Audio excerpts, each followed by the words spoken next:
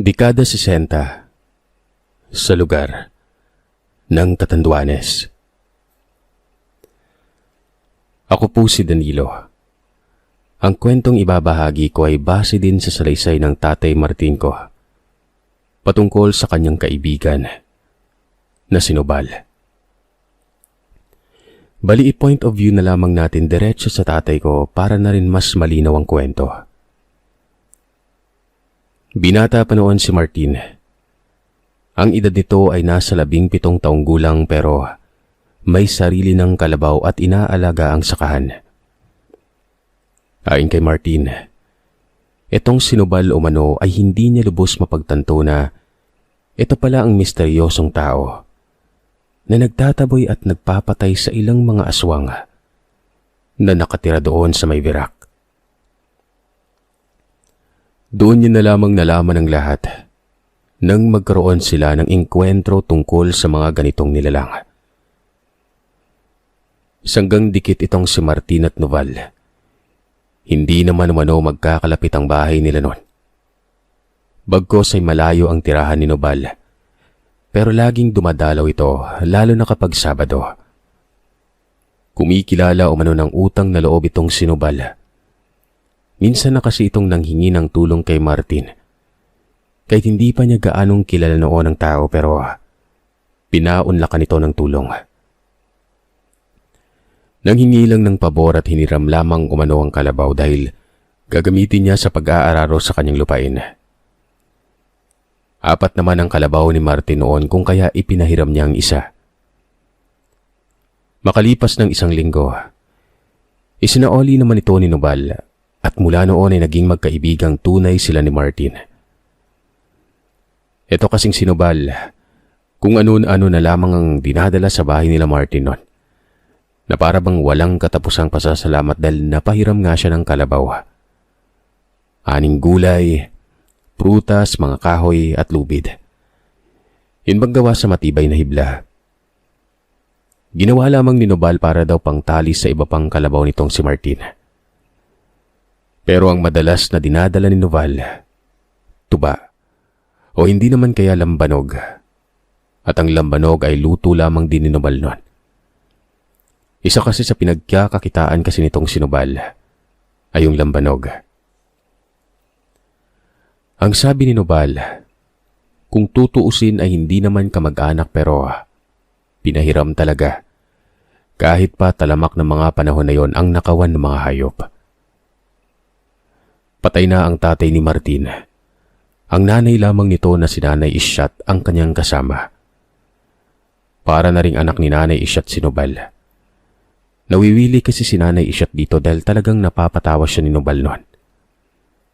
Kahit hindi naman nagpapatawa, nakakatawa talagang itsura. Di ba may tao namang kahit seryoso pero nakakatawa tingnan. Lalo na't alam mo namang komedyante ang tao. Ganoon umano si Nobal. Yung tipong pang-empoy, ganon na ganon. Hindi nga daw malalaman kung kailan ito magsiseryoso at kailan hindi. Maging si Martin noon ay ito din ang dahilan kung bakit niya nagustuhan ng kaibigan. Madalas silang mag-inuman at para daw mabibiyak ang bibig niya sa kakatawa sa tuwing kausap si Nobal. Kahit hindi naman nagbibiro, natatawa talaga siya. Pero sa likod pala ng pagiging komedyante ng kaibigan ni Martin ay may nakakubli sa pagkatao na. Kasalukuyan noon na may paparating na bagyo. Nabahala ang mga residente noon dahil malakas na bagyo ito at tatama sa lugar. Bago ito tatama ng Luzon ay dadaan muna ito sa Catanduanes. Dahil nasa mababang antas ang kinatitirikan ng bahay, napagdesisyonan ni Martin na magbukid umano sila. Doon sila pansamantala sa bahay ng kapatid ng nanay niya. Ito ay walang iba kundi si Tio Buloy. Dagdag ni Martin ay baka ulan na malakas ang dala ng bagyo at magkakaroon uli ng bahanon. Lalo na't nagkataong high tide umano ang dagat. Tiyak na aapaw ang tubig at sasalubungin naman ito ng tubig baha. Pumayag naman ang Nanay Isyat. Habang binabalot nila ng mga supot ang mga gamit at nilalagay sa mataas na bahagi ng bahay. Dumating naman itong sinubal.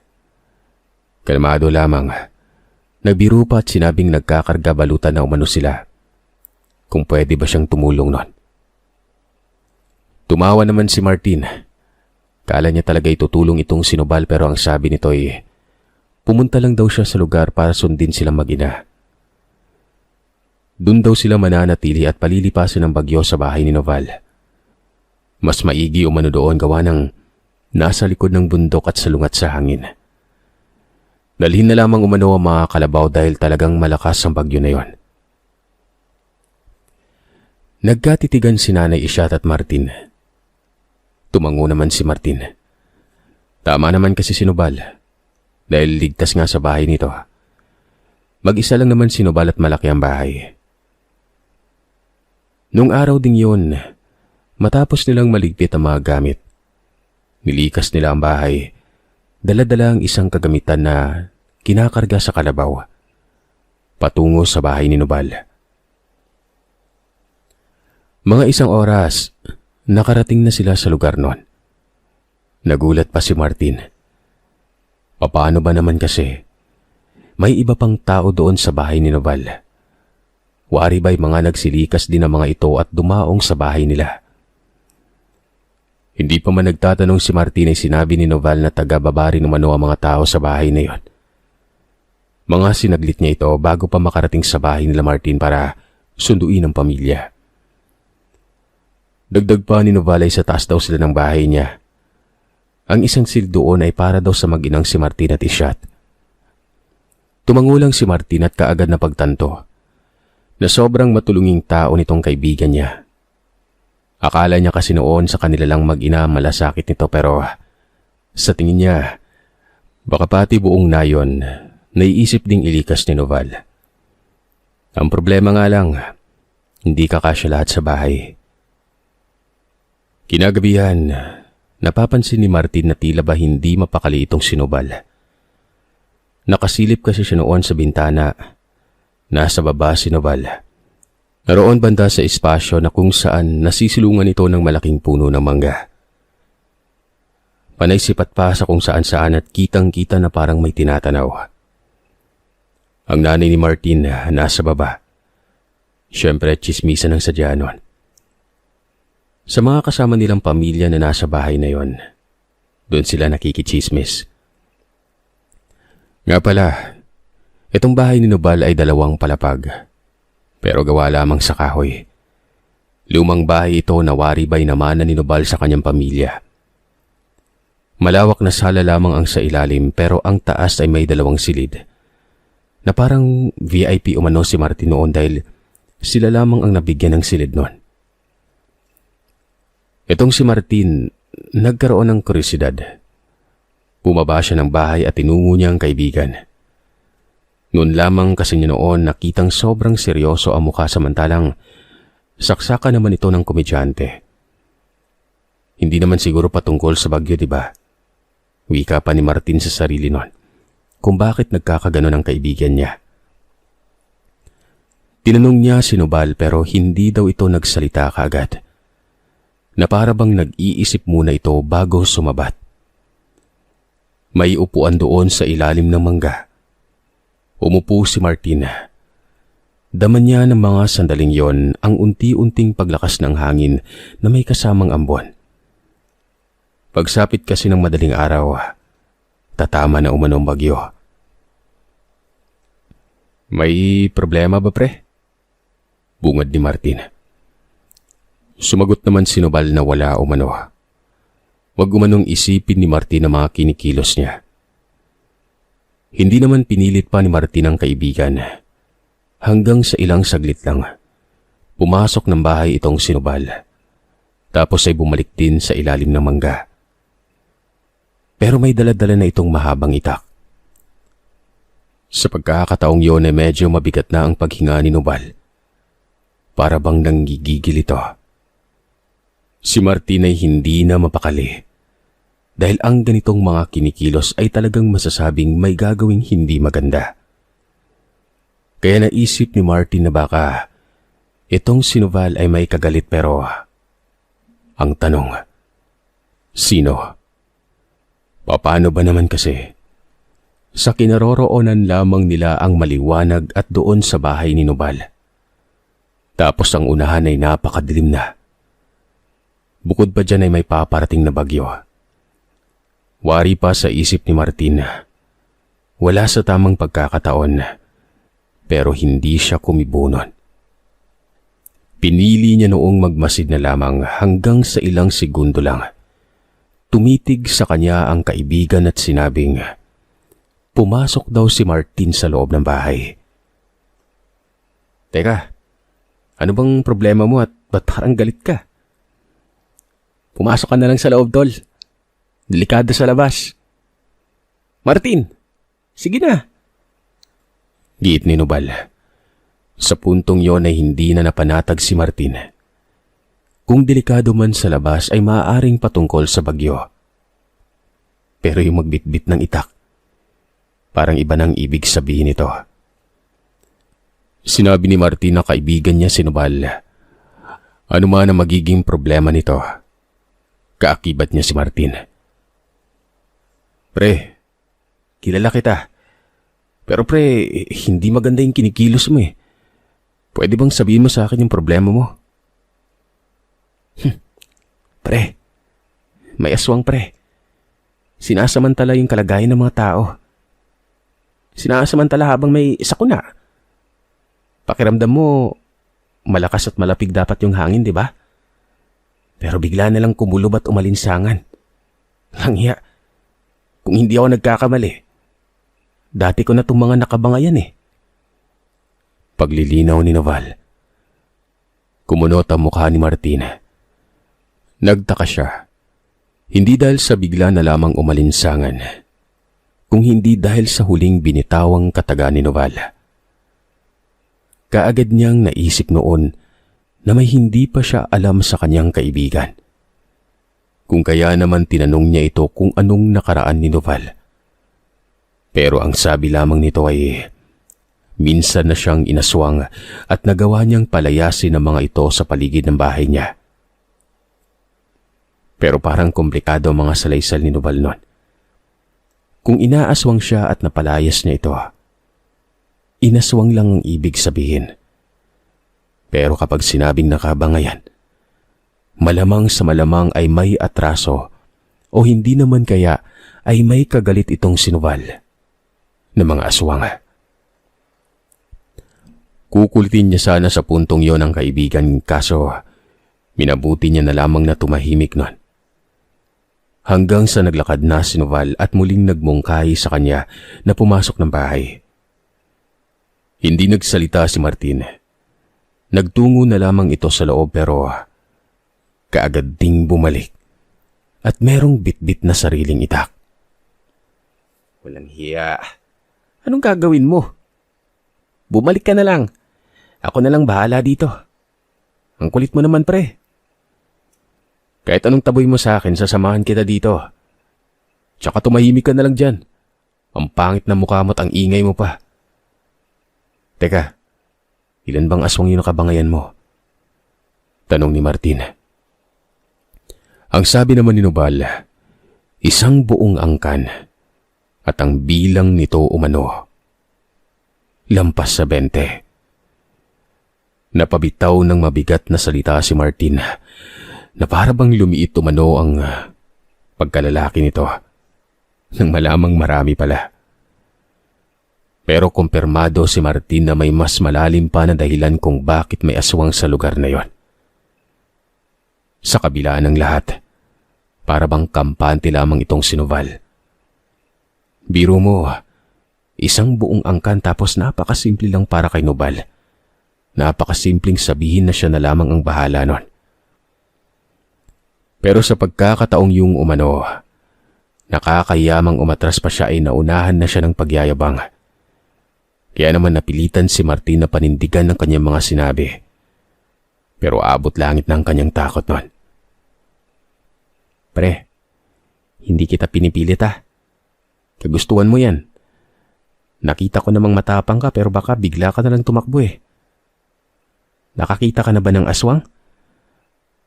Teka, Parang maiiyak ka na. Umuwi ka na lang kaya? Hindi oh. Anong tingin mo sa akin, duwag? Tsaka nakakita na ako ng aswang syempre. Yung mga namatay na aswang sa baybayin ng Birak. Tao lang naman pala yung mga itsura ng mga yon. Alam mo ba may 4 na aswang na namatay sa Birak noon? Yung pinatay ng magiting na binatilyo. Wala namang impormasyon kung sino yun pero ayon sa narinig ko, alias kilat daw yung bansag. Para daw kidlat kong kumilos eh. Kaso hindi nila nakilala gawa ng may tabon daw yung mukha nun. Tumango lamang si Noval sa sinabi ni Martin. Sinabi nito na sumunod sa kanyang kaibigan. Si Martin ay parang gusto nang amining natatakot siya, lalo na't habang palayo ng palayo sila sa bahay. Padilim naman ang padilim ang paligid nun. Pero tinatagan niya ang sarili. Hanggang sa makarating sila sa liblib. Sa bandang itaas ito ng lugar kung saan sa baba doon nakatirik ang bahay ni Noval. May nakita si Martin na ibang bahay doon pero walang ilaw. Nasa gilid lamang yon at may kasunod na tirahang halos dumapa na ang bubong sa lupa dahil giba na ito. Sabi ni Noval, nasa harap na umano nila ang aswang. 4 ito at nasaan yung tao. Huwag daw munang bubunot si Martin ng itak. Antayin na lamang umano kung kailan siya maghuhudyat. Kakausapin muna ni Noval ang mga ito. Nagbuntong hininga si Martin. Tumango siya pero maigi niyang tinitigan ang harapan. Madilim pero may naaaninag siyang anino. Hindi niya alam kung ilan ang bilang pero sa pagkakataong yon, napakabaho umano. Literal na may aswang nga. Dahil bukod sa maalinsangan ay may alam din si Martin sa mga aswang dahil naikwento ng kanyang ama ang patungkol dito nung buhay pa yon. Umabante ng lakad si Noval. Umupo ito sa tumbang kahoy at nakadikwatro pa.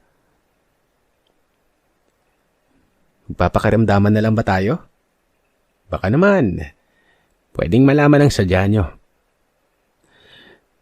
Nakakabanas lang gawa ng sa ganitong parahon pa talaga, no? May balak ba kayo sa mga taong nagpabukid dahil sa bagyo? Wika ni Noval.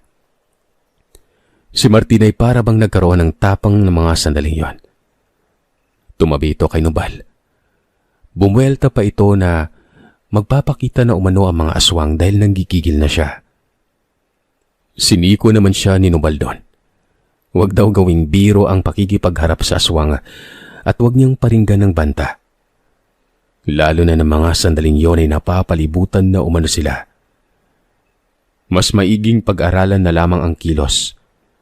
Nang sa ganoon ay makapaghanda sila ng maayos. Dagdag ni Noval.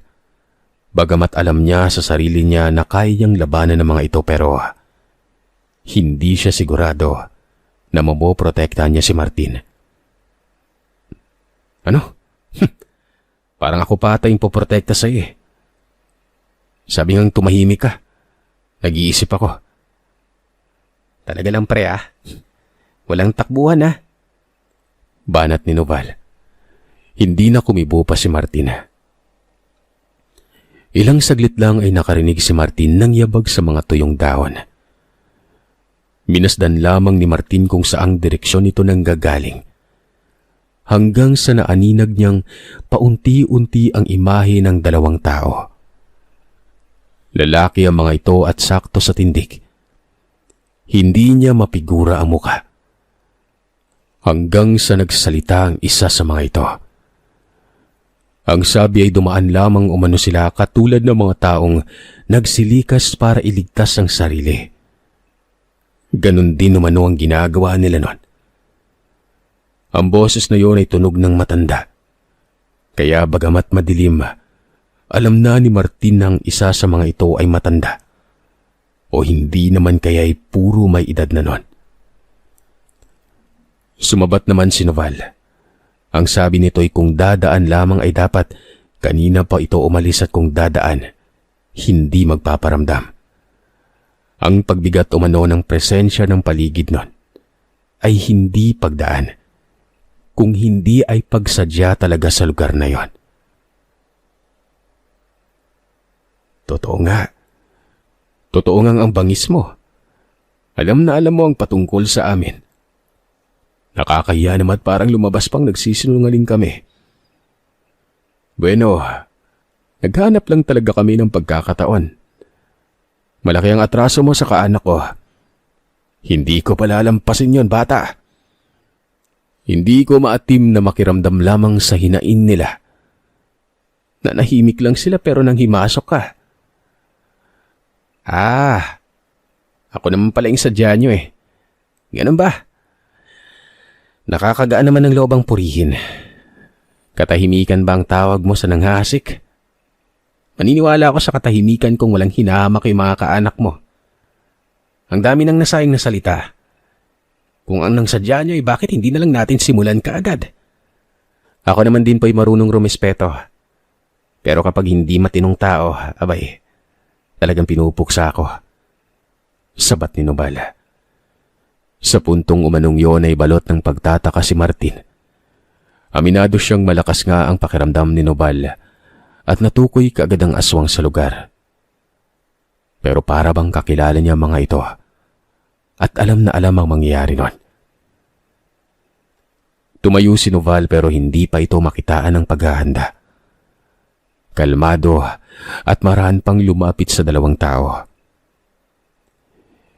Minasdan lamang maigi ni Martin kung anong gagawin hanggang sa may nagpakita pang dalawa at nasa magkabilang gilid nila ito lumitaw. Tumayo na rin si Martin at inumang niya ang kamay sa hawakan ng itak. Ilang saglit lang, lumingon sa kanya si Nobal at naghudyat ng tangunon. Hindi man alam ni Martin ang ibig sabihin pero dito na siya bubunot ng itak.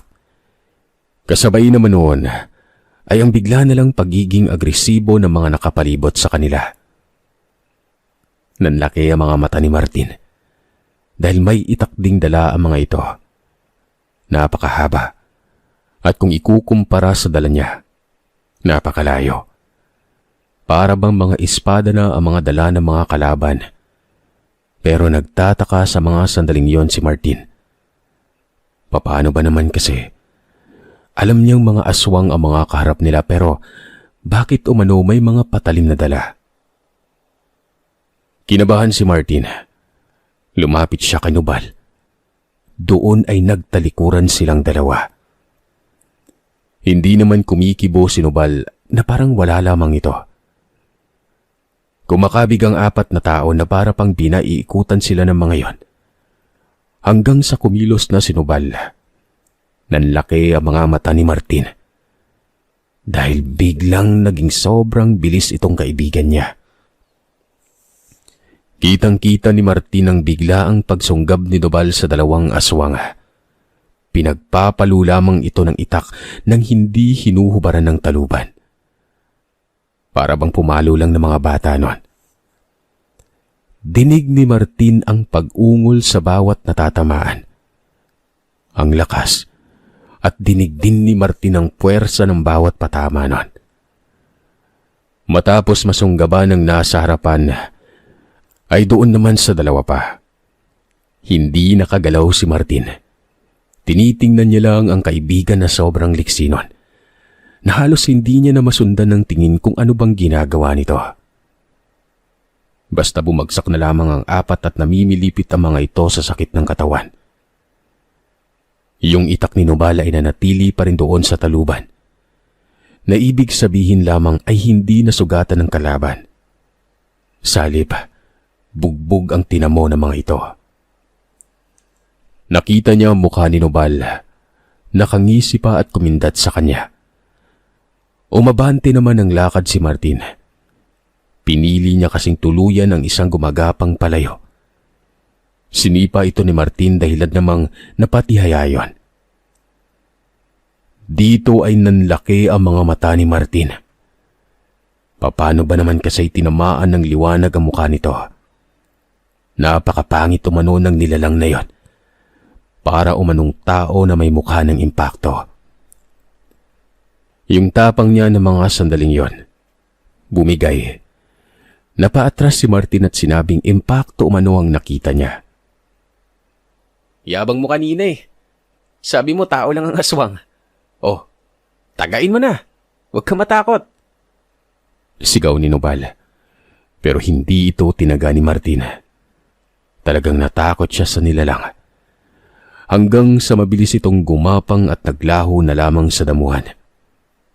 Sumunod naman yung dalawa pa. Habang yung matandang nagsalita kanina ay hawak-hawak ni Nobal ang balikat. Tapos ay pinapalo ng taluban ng mukha nito.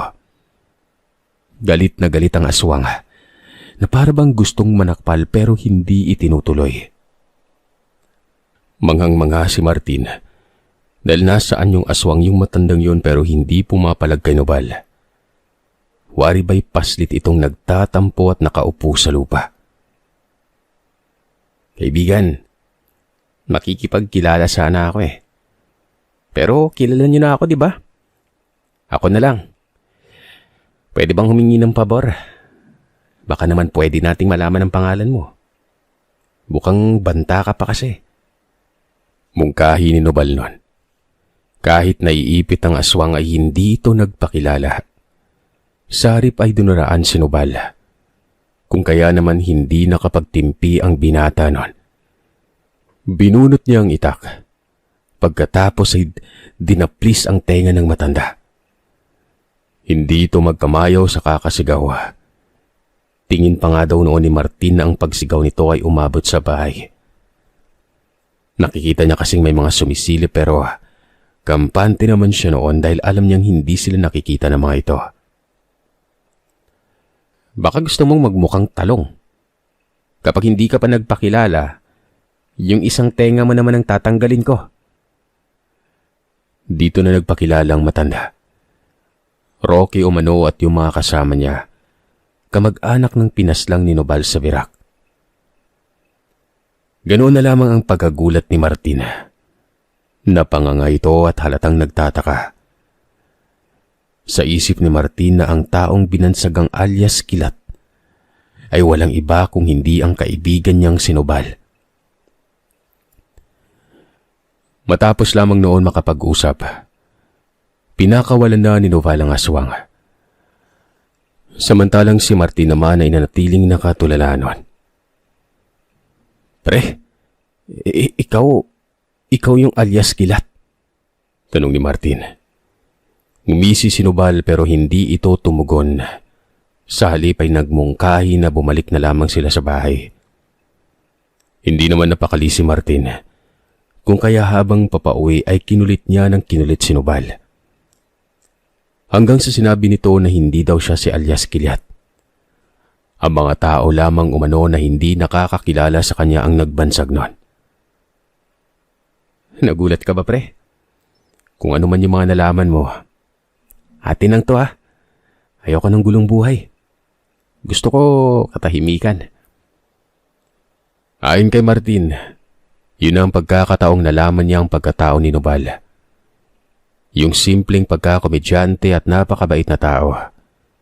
Manggiitan pala ito na siya namang ikinamangha na labis ni Martin noon. Hindi na matapos-tapos sa mga tanong niya sa kaibigan. Kung paano umano nagkaroon ng abilidad si Nobal na ganon. Hindi yun kayang gawin ng karaniwang tao. Yung bilis na hindi man lamang nakapanlaban ng mga kinikilabutang aswang. Pinagmukha lamang ito mga bata ni Nobal. Sinabi naman ni Nobal ang totoo pero sa mga sandaling ito, habang nag-iinuman sila. Matapos kasi makarating ng bahay ay kumuha ng lambanog itong si Nobal. Ayon pa dito, pangpawala umano ng tensyon sa paparating na bagyo nun. Maliban pa dyan, pangpawala din umano ng lamig. Gawa ng nasa gilid lamang sila ng bahay nun. Dito isiniwalat ni Nobal ang kanyang sekreto. May tangan umano siya at galing ito sa kanyang ama. Ang tawag sa kanyang tangan, bertud ng kidlat. Nakabaon ito sa kanyang dibdib. Ito ang nagbibigay sa kanya ng abilidad na hindi makikita sa isang hamak na tao lang. Bago umano mamatay ang kanyang tatay, may bilin ito sa kanya bilang pagtanaw ng utang na loob sa kabutihan ng isang tao noon na tumulong na rin sa kanyang ama habang nasa bingit ito ng kamatayan. Poprotektahan daw ito ni Nubal at ang taong tumulong ay walang iba kundi ang tatay ni Martin. Nagulat si Martin sa mga sandaling ito. Paano napunta sa usapin ng kanyang tatay na matagal nang yumao? Nagtanong ang binata kung ano ba ang kaugnayan ng tatay niya sa tatay ni Nubal. Nagpaliwanag naman si Nubal noon. Ayon dito, ang tatay ni Nubal na si Pablo, hindi talaga ito dapat ang nagmamay-ari ng bertud ng kidlat, kung hindi ang tatay ni Martin na si Renzo. Magkaibigan numano ang bawat tatay nila at napakahilig noon sa mga bagay na mahiwaga.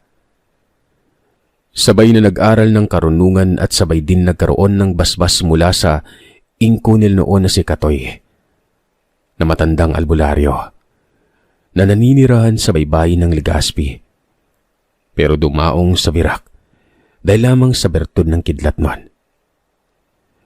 Nanatili ito ng 5 taon sa Virac makuha lamang ang bertud. Minsan na daw kasing umulan ng kidlat noon, kahit maganda naman ang panahon. Nasa bukid umano ng Virac ito tumama. Isa umano yung pahiwatig na may bertud ang nasabing kilat. Kasagsagan yun ng pag-aaral ng tatay ni Martin at tatay ni Nubal. Sumama umano ang dalawa para mahanap ang nasabing bertud noon. Katunayan ay dumagsa noon ang mga tao na may karunungan mula sa iba't ibang isla. Naging matunog kasi ang nasabing bertud pero walang sino mang nakakuha. Nung araw umano na sumama ang mga tatay nila, himalang natagpuan ito ng tatay ni Martin. Nasa pangpang, kumikinang na parang diamante. At dahil ang tatay umano ni Martin ang nakakita, ito lamang ang dapat magmamay-ari noon. Dahil pinaniniwalaan nila noon na kung sino ang makakakita ay yun ang napili. Ay nga, nagtanga na ang tatay Renzo ng bertud ng kidlat. Dumaan sa matinding pagsubok ang tatay ni Martin noon. Kung gaano kabangis si Nubal, mas mabangis umano ang tatay Renzo. Paano ba naman kasi? Nilipon nito ang mga aswang sa isla. Ito yung lahing nakaharap nila kanina na nananalasa nung panahon pa ng digmaan. Para umano din silang dalawa ni Martin na sobrang lapit sa isa't isa mga tatay nila. At sa tuwing may tinutugis na aswang, magkakasama ang dalawa nun. Hanggang sa hindi inaasahang pagkakataon, ang tatay Pablo nito ay inatakit na ipit sa sangkatutak na aswang. Nagawa naman umano itong makapanglaban pero hindi naging sapat ang lahat. Ang masaklap noon ng bawat kalmot daw ng aswang ay may kasamang lason. Mabuti na lamang at naabutan ng tatay Renzo, pero nag-aagaw buhay na umano si tatay Pablo noon. Ang tatay Renzo umano ang gumamot pero hindi gumaling ang mga sugat. Inaasahan na niya noon na mamamatay talaga ang kanyang kaibigan pero nakaisip ng paraan ng tatay Renzo. Kung sakaling ipagkaloob niya ang bertud ng kidlat sa tatay Pablo, mabubuhay pa ito. Ayun nga ang ginawa ng tatay Renzo. Binaon niya sa katawan ni tatay Pablo ang bertud at doon ay himalang gumaling ang tatay Pablo. Tuwang-tuwa si tatay Renzo, pero ang hindi niya alam na ang pagsagip pala ng buhay ng iba gamit ang bertud, kapalit pala nito ang kanyang sariling buhay. Ilang araw lamang ang makalipas ay namatay ang tatay ni Martin. Sobrang lungkot noon ng tatay ni Nubal.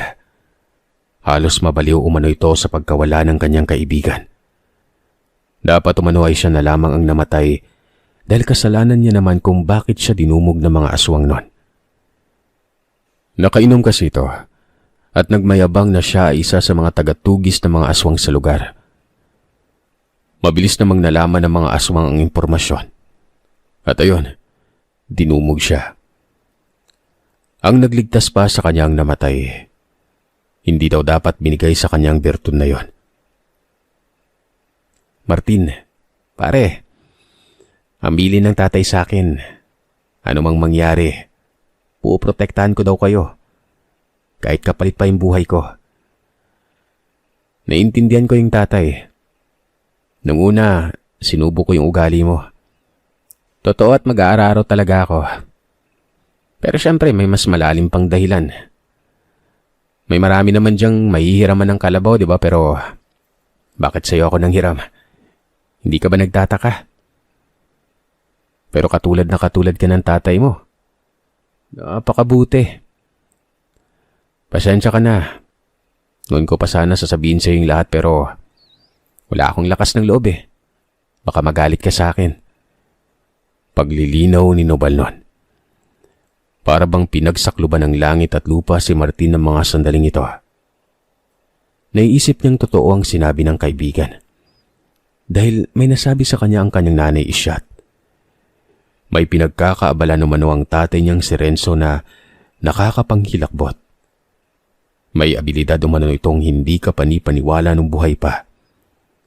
Hanggang sa namatay umano ito dahil binangungot. Pero ang hindi niya inaasahan na may koneksyon pala ang pagkamatay ng kanyang tatay sa tatay ni Nobal.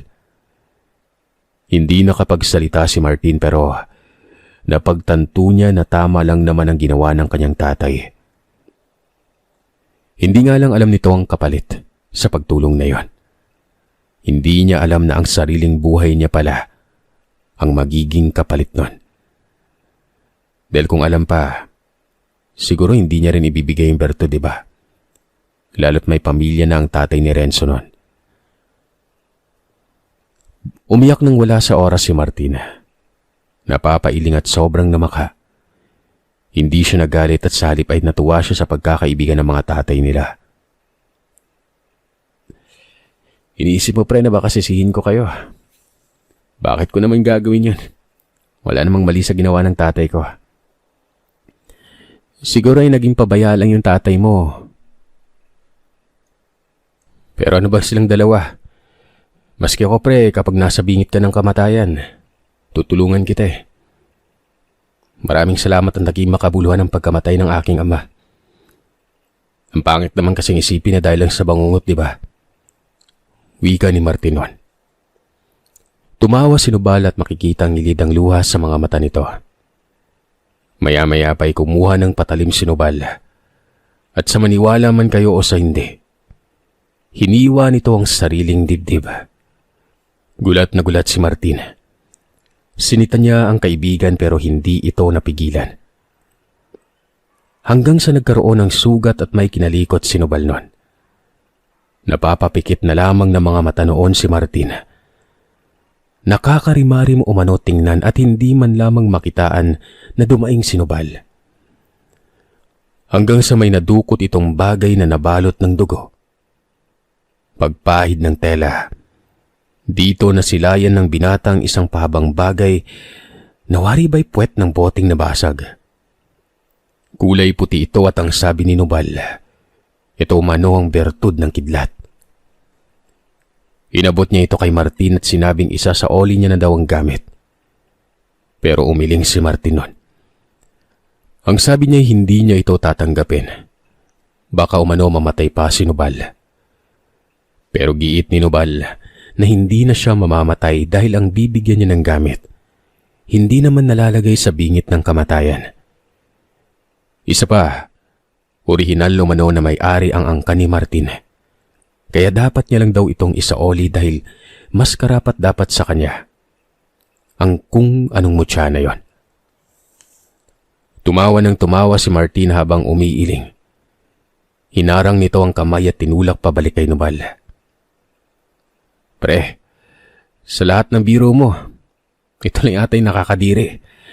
At ito na yung pinakapangit mong muka. Nababaliw ka na ba? Iisahan mo pa ako ah. Ang drama mo. Sa'yo na lang yan, no? Hindi ko pinangarap magkaroon ng bagay na magbibigay lang sa akin ng banta. Sumusuko ka na ba? Loko ka talaga, Nubal, oh.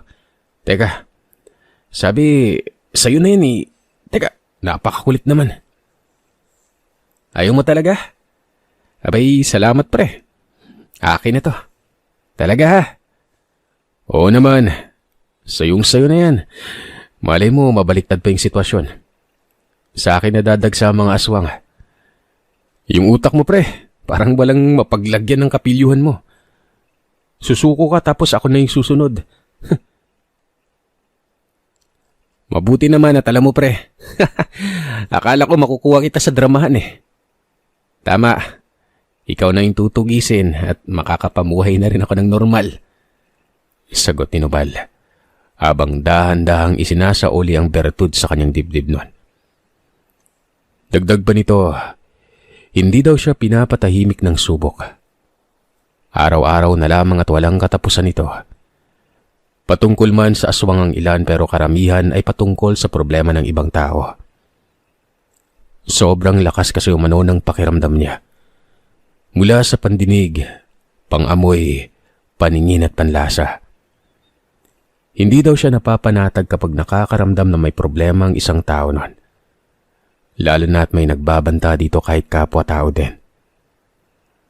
Araw-araw siyang gumagala kung saan-saan. Mabilis lang naman niyang nararating ang lugar dahil taglay niya ang abilidad ng pagiging mabilis. Dulot ito ng berto ng kidlat. Tinatabunan na lamang niya ang kanyang mukha para hindi siya makilala. Nakasagip na rin siya ng isang turista noon na nag-hiking sa bundok at naliligaw. Hindi niya raw kasi maatim ang mga nangangailangan ng tulong. Naging mahabang pag-uusap nilang dalawa. At dito, mas nakilala ng lubos ni Martin ang kanyang kaibigan. Hanggang sa sumapit ng bagyo, umalis daw si Nubal at maya-may babalik na ito na may kasamang residente. Wari ba sinalba ito ni Nubal sa kalagitnaan ng bagyo? May isang pamilya pang siyang nadala sa bahay noon pero sa kasamaang palad ay hindi niya nasalbang isang bata na nabagsakan umano ng puno ng niyog.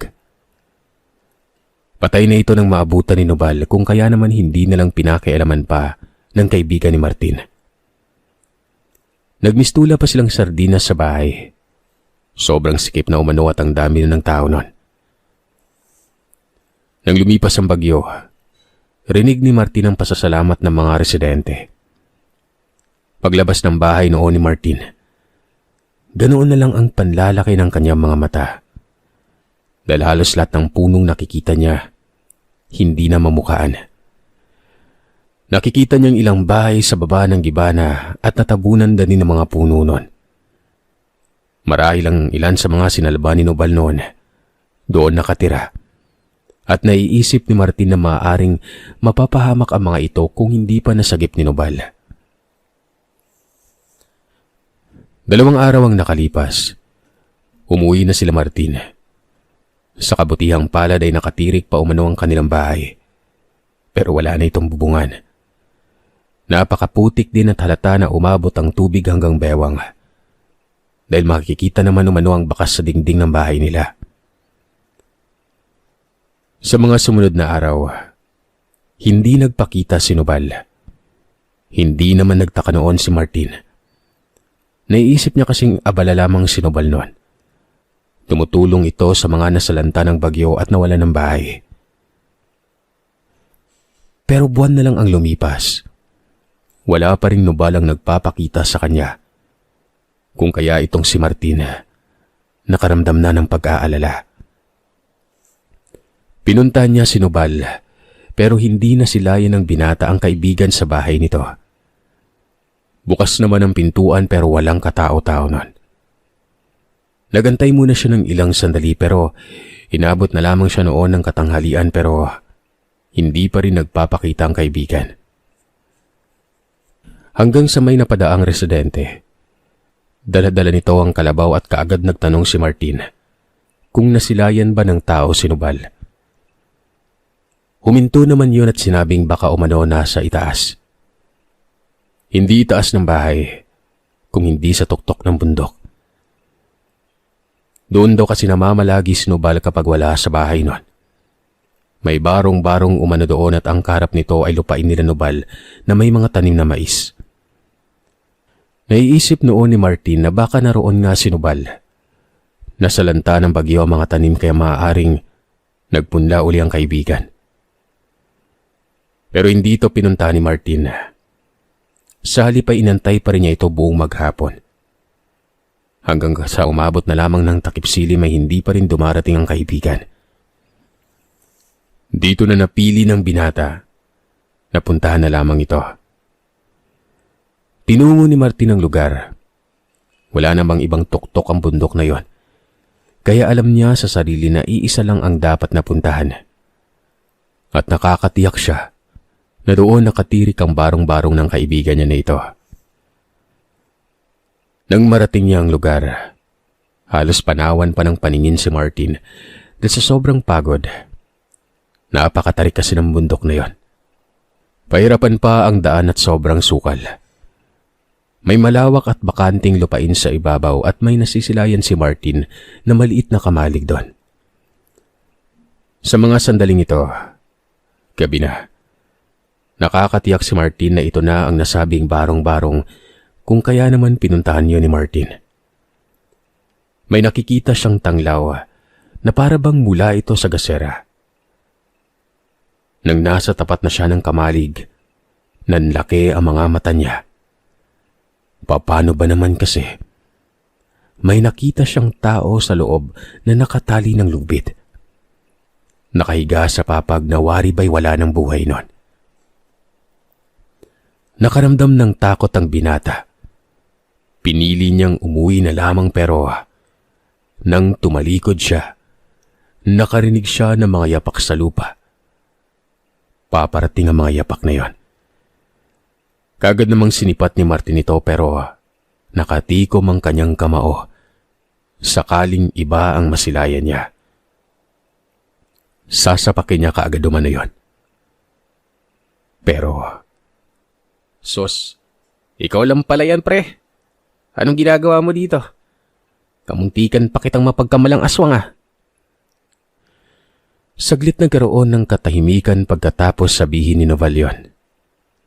Hindi pa kasi nawawala ang tensyon ni Martin pero sa kabila ng lahat, gumaan ang kanyang loob ilang sandali lang. Hindi niya tinanong si Nubal kung bakit hindi ito nagpakita sa kanya. Sa halip ay diretso niyang sinabihan kung bakit may labi ng tao sa may kamalig. Ngumisi naman si Nubal. Ang sabi nito'y buhay pa umano ang tao na nasa loob nun.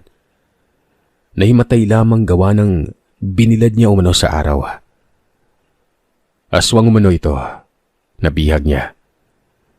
Paano ba naman kasi? Matapos umano ng bagyo ay hindi siya tinitigilan nun. Aminado naman siyang magkakaganon pero parang hindi na maganda ang nangyayari.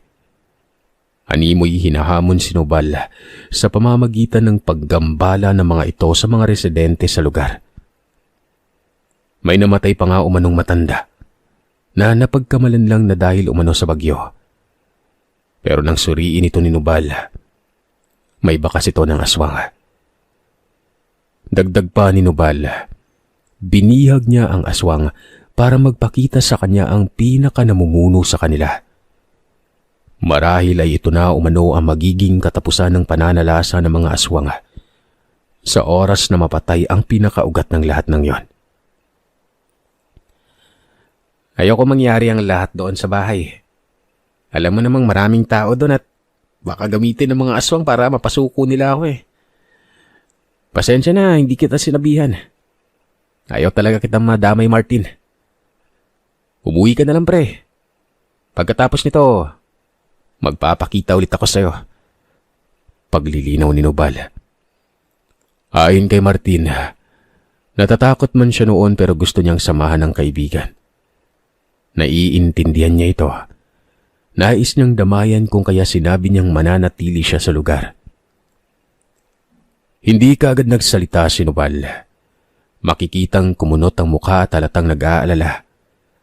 Hanggang sa maya-maya pa'y pumayag ito.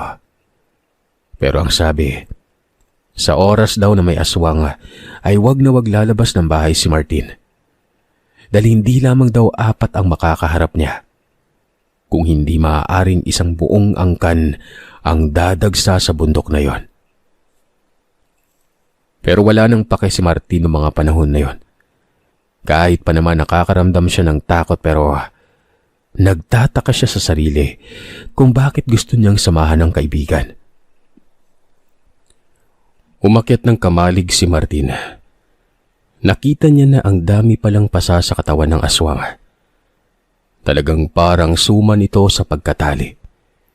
Ibang tali sa kamay, iba mga tali sa mga paa at may nakapalibot pang tali sa katawan. Literal na hindi ito makakawala. Nalaman niyang nakainom si Nubal sa puntong yon. Paglapit kasi sa kanya, naamoy niya ang baho ng tuba na waribay parang duminon. May alak palang nakapuslit sa isang haligi nun. 1 galon at kalahati ito. Inaya siya ni Nubal na makipag-inuman. Pumayag naman ito kahit papano'y dagdag tapang din kapag lumaganap ng alak sa utak niya. Paulit-ulit niya umanong sinisipat yung nakagapos nun. Umuungol ito at para bang kumakawala. Ilang minuto lang, umangil na ang nakagapos na siya namang ikinagulat ni Martin. Ang sabi ni Nubal, nagtatawag umano ito ng kauri. Dagdag pa ng kaibigan ay kung gusto ba umanong makita ni Martin ang mukha ng aswang sa liwanag. Yung detalyado kumbaga. Kung gusto umano ay pumasok lamang sa loob at tingnan ng maigi ang nakagapos na yon. Dahil naman sa kuryosidad, ginawa ngayon ni Martin. Hindi pa kasi niya talaga nasisilayan ang kabuuan ng aswang. Yung tagpong napalaban sila ay saglit lamang yon at hindi naging detalyado sa kanya. Pagkapasok niya sa loob, tao lang naman ang nakikita niya pero umaangil daw ito at tumutulo ang laway. Nakatitig sa kanya na waribay, gusto siya nitong kagatin. Antayin mo, kapag umalinsangan na, yan na yung pahiwatig ng pagbabago. Mungkahi ng kaibigan nun. Inantay naman ni Martin na tilang saglit lang ay lalong lumakas ang pag-angil. At kasabay nito ay ang paglabasan ng malalaking ugat sa leeg ng nilalang. Kitang-kita ni Martin ang unti-unting pagbabago ng mukha. Rinig pa niya ang paglagotok ng mga buto. At yung kamay ay gigil na gigil habang pumuputok ang dugo sa mga daliri nun. Unti-unti doong humahaba ang mga kuko niya. Yung mga ngipin ay para umano itong maliliit na patalim. Makinang at unti-unti ding humahaba nun. Napabitaw ng mabigat na salita si Martin. Ang sabi niya hindi naman daw ito ang itsura ng aswang nang nakikita niya ng una. Sabat naman ni Nubal, hindi pa daw yun nagiging ganap na aswang talaga. Kumbaga, papyaw lamang yung buong pagbabago. Ang nakikita umano ni Martin ay hindi ito ang orihinal talaga. Gabunan umano ang aswang na namamahay sa birak. At ang buong pagbabago nito, may hahalin tulad sa taong may ulo ng aso. Lalo na daw kapag kabilugan ng buwan. Dito makikita ang itsura ng gabunan.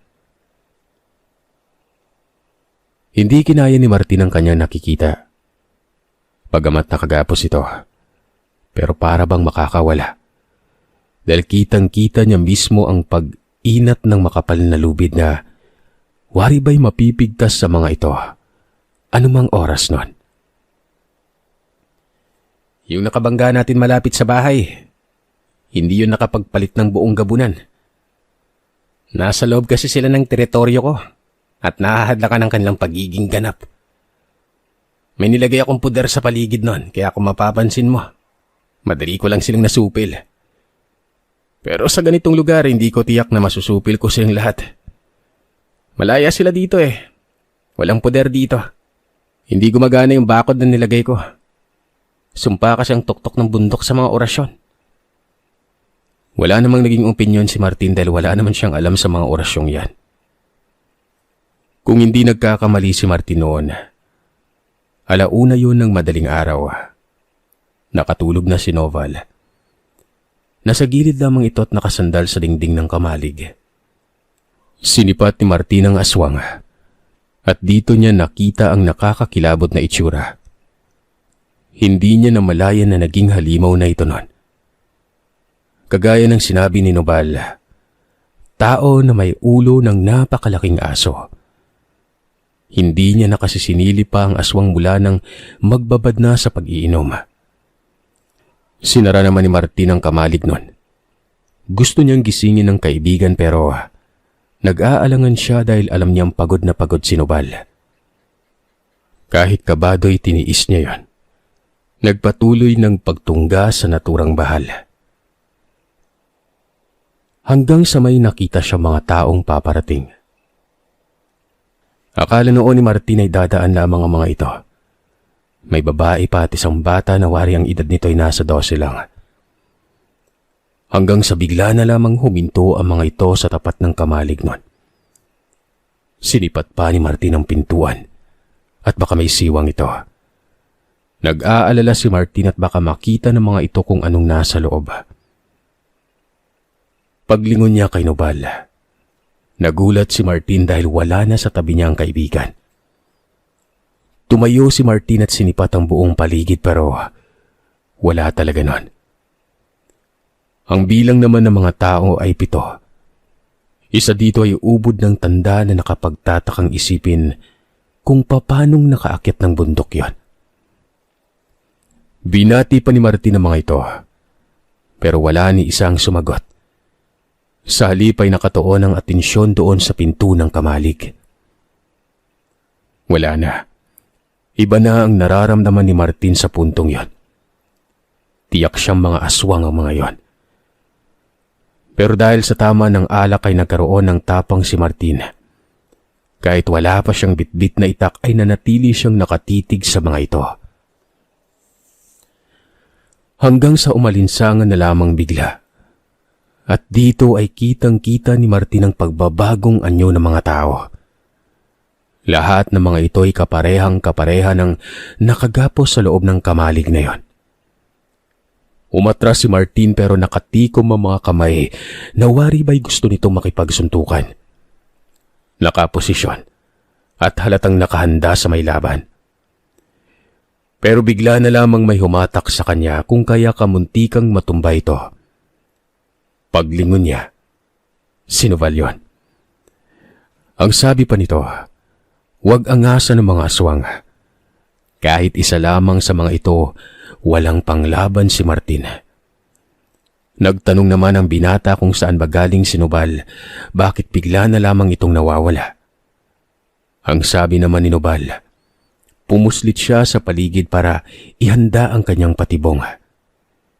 Hindi daw nalalagyan ng poder ang paligid pero nalalagyan niya ito ng patibong na maaaring makapatay sa mga nilalang na yon. Ritual lamang daw at kayang pabagsakin ng aswang sa oras na mapadako ron. Dito ka lang sa likod ko. Ako nang bahala sa kanila.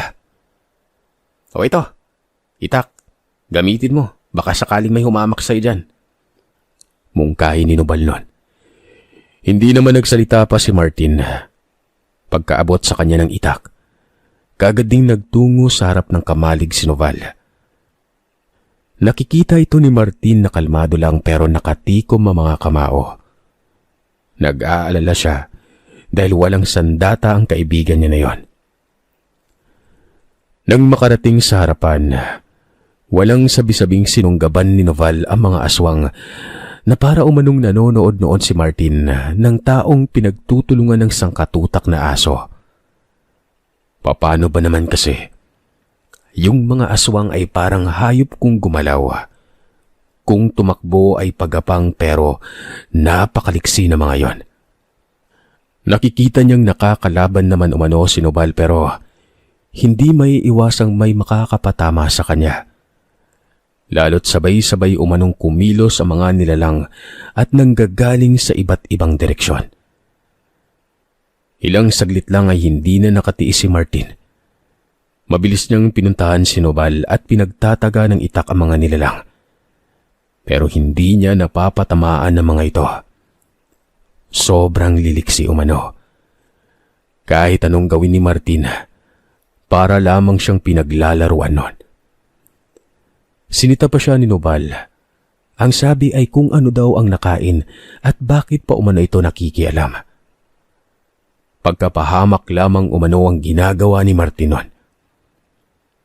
Nanlaki ang mga mata ni Martin dahil nakita niya ang mga mata ni Nobal na para bang umiilaw ang mga yon. Kitang-kita niya na waribay may kumikislap pa. Wala naman siyang pagkakataong magtanong, gawa ng nasa harap niya ang dalawang aswang. Ang isa dito, natitiyak ni Martin na ito yung bata, habang yung isa naman, yung babae. Pero para lang walang pinag-iba sa laki. Kitang-kita niyang nanggigigil ang mga ito habang unti-unting lumalapit sa kanya nun. Sinunggaban siya ng isa, at mabuti na lamang natapik kaagad yon ng kamay ni Martin. Pero bigla na lamang yung bumalik at dito ay nakalmot ang binata sa may bandang likuran. Malakas ang pagkatama dahilan para matumba si Martin nun. Ramdam niya ang pamamanhid ng katawan at sakit sa likuran. Sinubukang bumangon ni Martin pero dinaganan siya ng babaeng aswang. Hawak ang batok niya habang nakataob ang binata. Panay sigaw na noon ni Nobal. Akma na sana o manunoong kakagatin si Martin pero bigla na lamang yung naudlot. Kumalas sa kanyang aswang. Tumakbo ito mabilis sa damuhan hanggang sa naglaho. Nagtataka naman noon si Martin. Pagtayo niya at sipat kay Nobal, nakita niya itong may hawak na ulo ng nilalang. At ang labi tinatapakan ng mga paa ni Nobal nun. Wala na yung kakaibang liwanag sa mga mata nito. Pero galit na galit ang muka at panay bitaw ng mabibigat na salita. Pinapagalitan nito si Martin. Paano na lamang umano kung hindi niya nagawang mapatay kaagad ang namumuno. Tiyak na ang sitwasyong yon, mauulit lang, kagaya ng nangyari sa kanilang mga tatay. Hindi na nakapagsalita pa si Martin. Naglakad ang binata patungo sa kamalig pero pagsipat niya sa loob, wala na doon ang nakagapos na aswang. Kaagad niya itong sinabi kay Nobal. Hayaan mo na yon, Martin. Ngayong wala na silang pinuno, abay tiyak na magkakawatak-watak na yan. Hindi ko sila lulubayan hanggat hindi sila nauubos sa islang ito. Yawa. Ikaw naman pre, wag ganun pre. Nagiging pabigat ka sa akin eh. Mas iniisip ko pa yung kalagayan mo kaysa sa sarili ko. Teka, patingin nga ng sugat mo. Wika ni Nobal. Ipinakita naman ni Martin ang tinamong sugat na hanggang balikat nun. Tumango si Nobal at sinabing gagaling umano ito dahil ang nakakalmot sa kanya ay walang laso ng kuko. Maliban na lamang sa nakaharap mismo ni Nobal. Nilagyan noon ng makabuhay ni Nobal para makasigurado. Mabisa umano sa mga sugat itong makabuhay. Mawawala din umano ang sakit na nararamdaman ni Martin sa katawan. Totoo naman ito. Dahil pagkatapak pa lamang ng katas ay dama na ng binata ang kakaibang lamig na waribay gumagapang ito sa buo niyang katawan. Ilang saglit lamang din ay nawala na ang pananakit ng katawan niya. Muling nagbalik ang lakas at nagtulungan silang dalawa para ilibing ang labi ng nilalang na yon. Pero habang nangyayari yon, pinaalalahanan si Martin ni Nobal. Sakaling maglakas loob o hindi naman kaya, ay makahanap na mapagkukunan ng tapang ang mga aswang na yon. Damay na si Martin. Kumbaga, pati siya ay may atraso na din sa mga aswang. Kung damay na ako, edi gawin na lamang natin yung ginawa ng mga tatay natin nun. Sama-sama tayong dalawa sa kung ano man yung balak mong gawin sa mga aswang. Wala na rin naman ako mapagpipilian eh. Kasalanan mo naman kasi. Antikas ng ulo mo, pre. Pero pinabilib mo ako ah. Kahit nakainom ka pa o hindi. Matapang ah. Totoo ba yung tapang mo, pre? Baka naman napibilitan ka lang. Mukhang iiyak ka na kasi kanina eh. Lintik. Napipilitan ba yung tawag mo sa kamunti ka na mamatay? Tsaka natural lang namang matakot pero di kita pababayaan oh. Loko ka talaga. Nagawa mo pang mangbara. Mula ng araw na yon ay nag-meet siya yon sa buong pagbabago ni Martin. Bagamat naroon pa rin ang pamumuhay nila pero hindi nakapareha ng dati na kampante si Martin. Si Noval naman, nilagyan ng sangkatutak na orasyon ng bahay nila Martinon. Si Nanay Isyat ay nagtataka pa sa dalawa. Madalas niya na itong nakikitang nagtatawanan pero tahimik na ng mga ito. Wari ba'y nagbalik na sa pananampalataya ang nagbagong buhay? Hindi naman ipinaalam ni Martin ang dahilan kung bakit pero hindi siya pumapayag noon na kapag umaalis ang kanyang nanay ay walang kasama. Nagkaroon din ng tangan si Martin pero tipikal na medalyon lamang yon. Hindi katulad ng kay Noval na sadyang may bisa talaga kahit wala pang dasal. Bale, parang palamuti na lamang ang mga orasyon ni Noval noon. Ang pinagkakatiwalaan talaga nito ay ang bertud ng kidlat. Kung may lakad silang dalawa, sinisiguro ni Martin na ang nanay niya nasa ligtas. Takang-taka si Nanay Isyat nun. Dinadala kasi siya sa kapatid niyang nasa bayan. Pansamantalang doon mananatili si Nanay Isyat. Pumapayag naman dahil binibigyan ng pera ni Martin. Ilan na ang napatay nilang aswang. Ang iba nakatakas pero hindi na daw ito bumabalik ng sariling bahay. Ayon pa kay Martin, nakarating na nga sila noon ng Samar. Maging sa Legazpi, basta kung saan tutungo si Noval ay naroroon si Martin. Hanggang sa namatay si Noval. Sa hindi malamang dahilan ay bigla na lamang itong nagkasakit ng malubanon. Hindi naman dahil sa aswang, kundi dahil sa sakit sa atay. Pero habang nagkakasakit noon si Noval ay ibinigay niya kay Martin ang bertud. Ang sabi ni Noval ay hindi daw kayang pagalingin ng bertud ang sakit na normal, lalo na kung ang naging dahilan nito ay ang pag-abuso sa katawan. Marahil ay matindi ang pinsala ng pagiging madalas uminom ni Noval ng mga alak noon. Para na lamang kasi umano itong tubig sa kanya. Araw-araw ay nakakainom. Dagdag pa niya. Kaya pala nagliwanag ang mga mata ni Noval noon. Dahil epekto pala ito ng matinding presensya na ibinibigay ng bertud na ito. Maging siya, naranasan na rin niya ito pero minsan lamang umano. Malungkot man si Martin sa pagkawala ng kaibigan. Pero hindi yun ang naging dahilan para sumuko siya sa buhay. Malaking kawalan niya si Noval pero hindi niya tinitigil ang hadikaing pagtulong sa kapwa nun. Tama nga si Noval nun, dahil araw-araw may sumusubok kay Martin. Katunayan, dahil lang sa aswang ay namatay ang Nanay Isyat. Kung kaya't itong si Martin kahit alam niyang kaya niya namang labanan ng mga aswang, siya na lamang ang nagpakalayo-layo. Nasa Mindanao si Martin pero akala niya ay matatahimik ng lahat pagkatapos lumayo nun. Pero nakabuntot pa rin sa kanya ang subok. Hindi ito nawawalay. Para din umanong hindi siya lumipat. Kung tutuusin ay mas lumala pa umano ang sitwasyon. Dahil ang gitnang Mindanao umano ay pinamamahayan ng napakaraming aswang. Kahit hindi man niya pakialaman ng mga ito, dumarating talaga ang punto na madadawit si Martin dahil na rin sa pagtulong ng problema ng ibang tao. Lalo't ang problema ng mga ito, mga aswang. Napasabak pa nga daw noon si Martin sa mga tulisan na minsan nang nanalasa sa tabing lugar ng Mindanao. Hinala niya, rebelde, pero wala nang taki doon si Martin. Basta makatulong lamang siya ay ayos lamang sa kanya. Doon din siya sa Mindanao nakapangasawa. Muslim ang naging kabiyak kaya nahihirapan noon si Martin na ipaintindi sa asawa ang kanyang pinagkakaabalahan maliban sa kanilang pamumuhay. Gawa ng may ibang paniniwala mga Muslim. Nagkaroon ng malaking pamilya si Martin. Nalaman ng kanyang anak ang kwento ng kanyang buhay.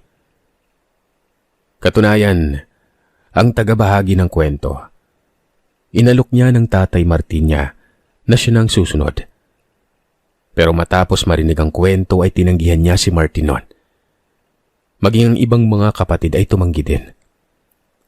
Sino ba namang magnanais ng mahiwagang gamit kung ang kapalit naman ito walang katapusang